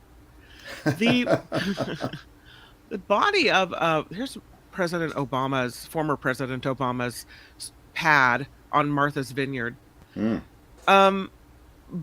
But something sad happened here out in the pond and lagoon in front of the house. No, it's not an animal that died, please. No, it's actually a person, sadly. Okay. It is the body of the personal chef to the former president. It's been recovered from a pond right near the Obama home on Martha's Vineyard. His name is Tafari Campbell, and he apparently fell into the Edgartown Great Pond Sunday night while he was paddleboarding. His body was found Monday very close to the shore by shore search crews. Mr. Campbell was a chef at the White House. You can see him here with former President Bush. And he went with the Obamas, became their personal chef as well. The Obamas were not at Martha's Vineyard when this happened, and Campbell was vacationing there when he was paddleboarding and fell overboard, struggled. Someone saw him. They called out rescue crews, and again, his body was found Wow, that there. is sad. Jeez. This story developing now. This Alabama woman who claimed she was kidnapped after seeing a baby on the highway is admitting the whole thing was a hoax. 2 weeks ago, Carly Russell disappeared for 2 days after a phone call led police to believe she'd been abducted. While police were unable to verify her story, and on Monday afternoon, Russell's attorney announced she didn't see a baby and she wasn't kidnapped by anyone. Did you really just do that? Yep, she did. She says she worked alone. Nobody helped her hide during the 2 days that she was wrong. It was stupid, and I'm trying to be a better person. I don't know. There are a lot of law enforcement resources that were marshaled to try to find her. It's and a huge story. You know, I mean, here's a woman who says she was family says she was a good Samaritan, right? And wanted to help this little baby and toddler seen on the side of the road, and pulls over, and she's stages this dramatic phone call with family members. Yeah, Are you chitting me? Yeah, no, I chit on that on her. I think you giving her the chit is what I'm guessing, because she was lying the whole time. I mean, your pants are on fire. Yeah, I mean, it was wrong, and it was stupid, and she should be trying to be a better person. Well, at least she's admitting it's a hoax now. I mean, she could be sticking to the story. Now, I mean, it's so clear it was a hoax. Once they looked at her search history, it was clear it was a hoax. Yeah, her search, if you missed it, yeah. Remind everybody, if they missed it, the search history completely left a trail of breadcrumbs to the fact that it was a hoax. Yeah, absolutely it did. I mean, there's no way. But, I guess sometimes people will stick to their guns, and no matter how much evidence there is to the contrary, they'll hold on to that lie because maybe for some weird mental reason they actually believe it. I don't know. Of the time, it works. It works every time? Every time. Okay, could be. Big problems in Vallejo where the police department has to declare a state of emergency. It could happen in just a few hours. City Council voting today on whether to provide more resources to the police department over a staffing crisis. Recent data shows only 43 full-duty officers, 34 on patrol in a city of 126,000 residents. The interim police chief says it's worse than anything they've ever experienced. The problem seems to be retaining and recruiting officers. The council is also considering offering financial incentives, but this staffing issue with Vallejo police so serious that they're considering declaring a state of emergency. I don't know if you saw this story from San Francisco yesterday, where this car goes flying off the top of Sanchez Street, takes out a tree, goes down the stairs, overturns, 5 people get out and run away. Quite the story there. Well, now San Francisco police are confirming this car and this wild crash was indeed a stolen car. No wonder that everybody got out and ran away. Says he was pulled out and hit on the head moments before his Lincoln went flying over the Sanchez Street steps Saturday night, taking out a guardrail, a tree, and landing upside down on the road below. Witnesses saw 5 people crawl out of this upside down car and make a run for it. Crews were cleaning up the mess yesterday while structural engineers assessed the damage on Sanchez and those stairs. Dwayne "The Rock" Johnson is supporting his fellow actors, hello Dwayne, in the ongoing SAG-AFTRA strike. According to a new report from Variety, The Rock made a 7-figure donation to the SAG-AFTRA Foundation to help offset financial difficulties. SAG-AFTRA announcing it is the largest donation that they've ever received from someone at one time. That money will help thousands of actors receive financial assistance during the time of the strike. That's really cool of him to do that. That is way cool. Yeah. Isn't it? I was seeing, I was looking at a BBC interview with an actor the other day. He said he makes a living doing, guest appearances on major shows, but he's not the superstar. He's, he's in a couple scenes and that's it. And he was saying the A-list actors that you see speaking out are really speaking out on behalf of everyone else. that, you know, maybe they aren't having financial trouble, but all the working actors, all the other actors are. And so you see A-list stars like The Rock, you know, who's been in almost everything, who is probably not having financial trouble, but what a lovely gesture to come forward and do that for all the people, you know, the extras and the guest stars. Yeah, no, I think it's you need it to happen. You need the top of the pyramid to come through for those at the middle and the bottom. Yeah. I mean, they have to. So Dwayne Johnson made $270+ million in 2022, says Perry Joe Jim Bob. Ooh, that's a lot of dough. Ooh. And Lee, while we're on it, says, I subscribe to After Party Live. Go Kimmy. Oh, thank you so much. I appreciate that. Who calls you Kimmy, Kim? Does anybody really call you that? I actually like that. My grandfather did. Yeah. I don't know. I always thought Kimmy was kind of a stripper name. No offense, everyone. No, that's why I like it, maybe. I don't know. I never thought of that, but maybe that's why I like it. Kim is Kim is just, my real name is Kimberly. But Kim is kind of like, you know, she's your friend. She meets you, you know, she helps you out when you're in a lurch, right?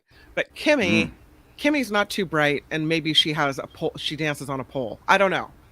But I'll take Kimmy. I'll take whatever you want to call me. It's fine. Not a strip club fan, but I will say that I like the strip club name, if that's what it is. Kimmy. Bambi, I think it kind of sounds, maybe. All right, I don't know. Maybe you're reading too much into that. But maybe right. I don't know. Disney is settling a class action lawsuit over its Magic Key annual pass. The lawsuit accused the company of deceiving annual pass holders into thinking they would get unlimited access to the Disney resort. The claimants add Disney artificially limited top-tier pass holders in favor of daily visitors. Wait a minute, you're supposed to be doing your best customers a solid. Magic Key passes range from about $450 to $1,500. Details of the settlement weren't made public, but there are about 1 million people who belong to one of the 4 Magic Key tiers. And speaking of a lot of dough, this is Jaylen Brown, the Boston Celtics, signing one of their star players to the richest deal in NBA history. Reports say Jaylen Brown and the Celtics have agreed to a 5-year supermax extension worth $304 million. Wow. 304. Yeah. There's never been anything like this. Yeah. The deal keeps Brown with the team through the 2028-29 season. Brown's teammate Jason Tatum will be eligible for a supermax extension after this season. Did you really just do that? Yeah, that's a lot of dough, but they bring it in. You know, I would say they're worth the money if they put butts in the seats, and then you get the media licensing fees that accompany it. So these NBA teams are not running in the red. They're making money. $304 million a year, right? Yeah. Man. I just need maybe. No, it's the 5-year deal is worth $304 million, so it's spread out over time. So you do the arithmetic. It's still, it should be. It's like $70 million a year. It's a gazillion dollars, is what it is. All I need a good half year at that, and that's all I need. I don't need the rest of the deal. Just give me 6 months at that salary. Can you dribble? Can you learn to dribble a little bit? Can you do something over there? I could totally stop asking for your support through Patreon and PayPal on this show and through super stickers, super chats. This report, speaking months of which, that deal. Yes. It is crowdfunded. You can check us out at themarkthompsonshow.com. That's where the Patreon link is. That's where the PayPal link is. And, of course, the super chat, as you've seen here, is live. I'm Kim McAllister, and this is The Mark Thompson Show.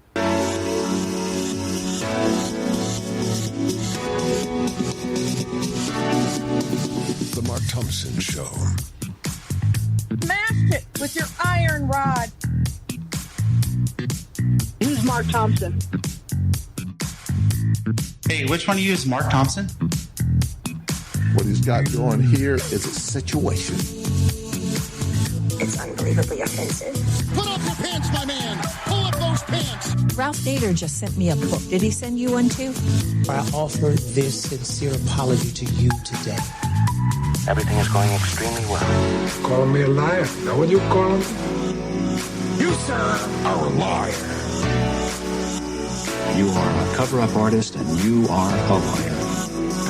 Liar, your pants are on fire!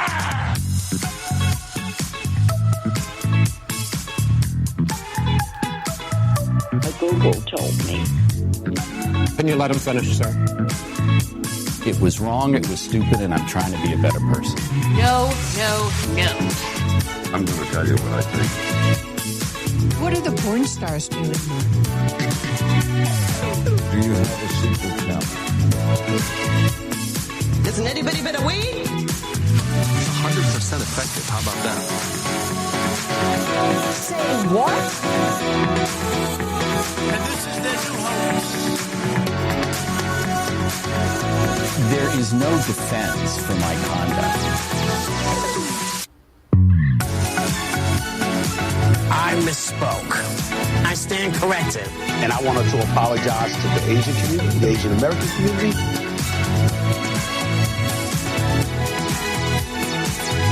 Time's up, mother effers. Yeah, what up, everybody from Washington, D.C. Hello to you. Thank you for joining us. Mark here with Kim and Andreas from the Greek island sends Smash the Greek Roddy.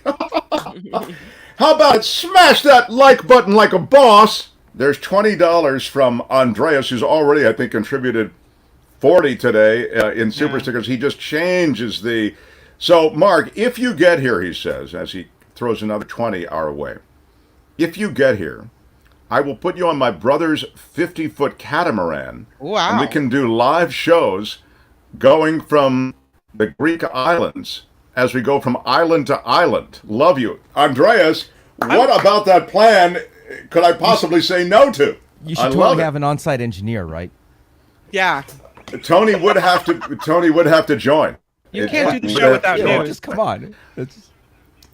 That is just too great. I love it. Andreas, you're so... Look, you only have to ask once. So now it's just a question of working out the logistics. Not some time, because it's going to be warm there for a while. How about it from Northside Service Company? Thank you for a quick 20. I just subscribed to Kim's shows. Money for Kim here. Northside Service Company is, regardless of whether you're on the north side, the east side, the west side, or the south side, you want Northside as your service company. Thank you. Thank you. And I just put the link in the chat again. So thank you, Northside. Yeah, so we're going to get Kim to 1,000. She can begin her... And slowly she'll pull away like teenagers do, and before you know it, it's like, oh, sorry, I forgot. Anyway, very excited that all of you are supporting Kim, and you can't get rid of me. You're going to try to shake me loose, but I'm not going. I'll make sure to put a link in the description of today's show, too. Oh, thanks. Very, very cool. What is this? San Francisco Tesla, the writer's strike is in full swing. Mark is rolling his own. His book wall library, yeah. How about this? This is Washington, D.C., the home I grew up in. There are books everywhere. It's crazy. It's like a... and my dad turns 93 this week, and you know he's had a rough ride a little bit this year. So excited that he's celebrating that milestone, and we'll get the whole block out, and I think it's fun. So, Tony, hit me with one more quick little stinger, and then I'll tell the story about being on KCBS, which I did on Friday. The Mark Thompson Show.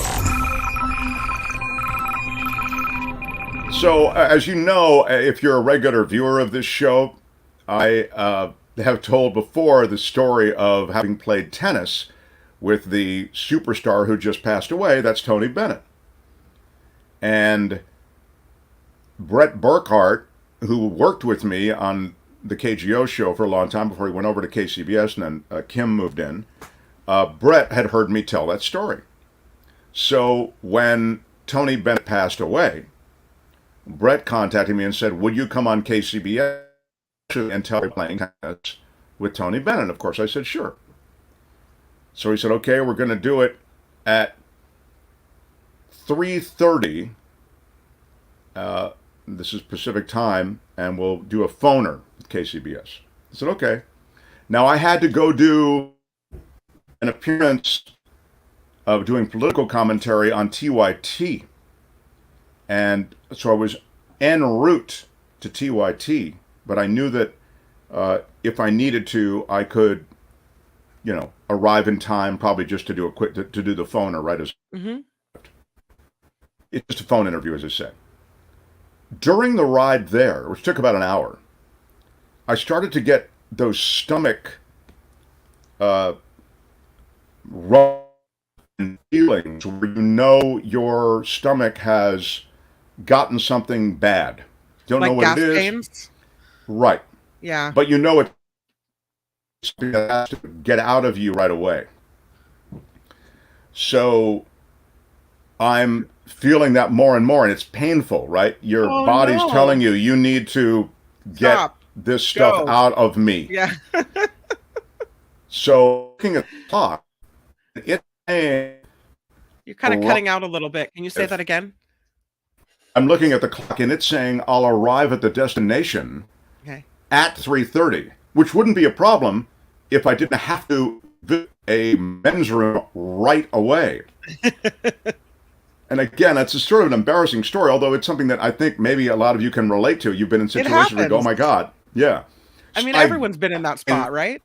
My gut is melting down. I'm sweating as I'm driving, and I'm trying to go faster and faster because I need to get to where I'm going with enough time to go to the bathroom before I do KCBS. Yeah. Did you hear all of that? Did some of that cut out? Or Yeah, did you get it? we got it. We got it. Okay. I start doing things like, running a red light, not running it, stopping when nobody's coming. I just went through the intersection and stuff. Like trying to shave time off. I need to give me even 3 minutes in a men's room because I'm going to explode. Yeah. So I'm desperate to get to the destination. So I get to the destination and I get into the place. So I got to go to they always go, hi. I got to get to the men's room. It's 3:28. Oh. And I know KCBS is like running on time. That's traffic and weather together. They do the whole. They keep a very solid clock. Very solid clock. Yeah. So I go into the men's room and take care of business there. And while taking care of business, it's 3:30 and the phone rings. It's KCBS radio. So I say, I can I call you in a minute or whatever? I don't pick up the phone. I'm not going to pick up the phone in the middle of this situation I find myself in. Right. Yeah. So I'm trying to do this as quickly as I can, and the phone rings again, and it's KCBS, and then it rings a third time, and I think I can't put them off. I promised Brett I would do this. Now it's like 3:31, and so I on the phone. What do you hear? The cavernous audio of a men's room because I'm in the stall as I enter. I said, I'm so sorry. Is there any way we can just do this? Can you just give me 5 minutes? He said, I really can't. We're going to go in 30 seconds. He said, do you want to not do it? And I don't want to be that guy who says he's going to do it and then doesn't. And then backs out. Well, you were having a health moment, a crisis. It's true, but I felt like, I don't know. I felt like real obligation to Brett. So I went on the air. I said, okay, fine. He said, so he said, no, I'm going to put you on hold. It's not quite that bad. He said, I'll put you on hold and then you'll be on in a moment. And so I know I'm hearing some commercial for, whatever, Geico Insurance or whatever is playing. Yeah. And I'm washing my hands and I'm like, quickly. And I slide into the conference room and right as he's introducing me, and we do the whole thing on KCBS, and I did get the Tony Bennett story out. And then I went to the bathroom and sort of, made sure that everything was just so. But it was, and then people texted me from San Francisco, and they said, oh, my God, that was so great. That was so great. I'm thinking, well, if you only knew how close that came to being an utter disaster. Wow.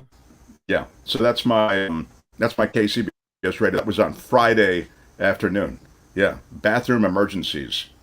We've all been there. We've all been there. Absolutely. Everyone has. Yeah. Yeah. There have been times where I've been coming down the hill toward my house thinking, I don't think I'm going to make it. And what happens if I don't? I don't think I'm going to get there fast enough. I'm in real trouble here. Yeah. Janet says, my friend said that's called a poo emergency. Yeah. Poop emergency, A poo emergency, yeah. I had no idea. Yeah. Exactly. Here's something weird regarding poop. My children refuse to poop anywhere but home. They won't. They only go at home. As a matter of fact, if we're on vacation somewhere, they hold it for like days at a time. They only want to go at home. It's wild. I don't even know how to fix that.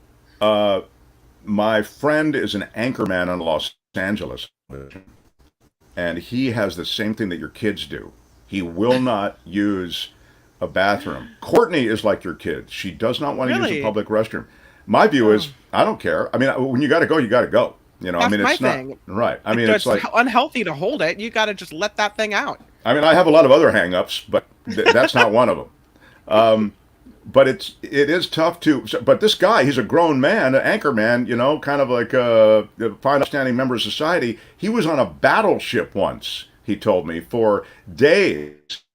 And he optioned them waiting to go home. So he asked to use the captain's quarters bathroom. I mean, that's how in his head he was about the bathroom having to be perfect. So, and the captain let him use the captain's quarters bathroom, which I thought was quite extraordinary. So,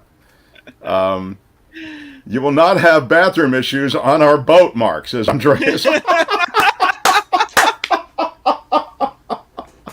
I'm sorry, we can't handle a poop emergency on the cat. You will have your own private bathroom. Well, I like it. It's only getting better, Andreas. The whole thing is only getting better. And thank you for the contribution. Wow. Great to have Andreas back from the Greek islands. Man, that's very, very funny. Well, that's a Catholic thing. Is that what Matt said? That's funny.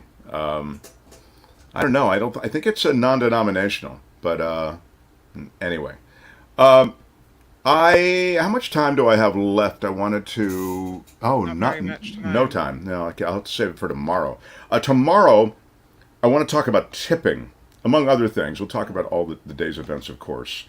Some pretty big breaking news along the way. We'll get to all of that. And tomorrow, I want to talk about tipping. We're a tipping country, as you know. That distinguishes us from a lot of Europe, where, as you know, tipping is looked down upon in some service professions. Certainly they look down upon it, and now you have tipping that's ubiquitous. It's everywhere. I mean, you're tipping in your grocery checkout line. You're tipping in what are essentially self-serve situations where you show up, you grab the stuff online. There's a and long you get to the counter, you check out, you give them the card, and it says tip. I'm thinking tip. I grab the stuff myself, and I'm standing here. Tip for what? For you punching the button, and yet I feel the pressure to tip. As you know, I'm a big tipper for chambermaids, big tipper in the hotel. But there are situations where I go, really? What's going on here? So there is a dark side to tip. And there's a reason that all businesses are now encouraging, including the possibility of a tip. And we'll talk about that a little bit tomorrow, among other things. I hate when they have the iPad screen and the person who rang you up, even though you got your own stuff, they flip the screen around and say, "Would you like to leave a tip?" And you're like, you're face to face, and if you don't leave them a tip, it's like, how rude is that? That's the reason. I mean, it's such pressure. You're angry at yourself because you've done all the work, and it's not a tipping situation. Yeah. 10% is standard here, says Andreas. It didn't used to be, though, right, Andreas? I mean, through all of Europe, it was included. But there are a lot of things about checkout that are now a little more problematic, but Kim is onto it. You feel tremendous social pressure to. It's essentially a markup. It's a 10 to 15. I can't leave less than 15. I think maybe in a couple of situations I've left 10. It's markup. Right, Tony? Right? One more time? I said correct, Tony? So what you say? You dropped out for a second. Oh, I've said it's a markup. It's essentially a markup. Yeah, markup. I know. It's like the unadvertised real price, you know? Exactly. Yeah. That's kind of why I don't go out anymore. It's like, it's so much. I just don't deal with it. Yeah. It's like you need another excuse not to go out. I love it. Right. What do I need to do here, Tony, on the way out? Have I recognized everybody who supported us today? Yep, we got all the supers. Thank you, all the super stickers, super.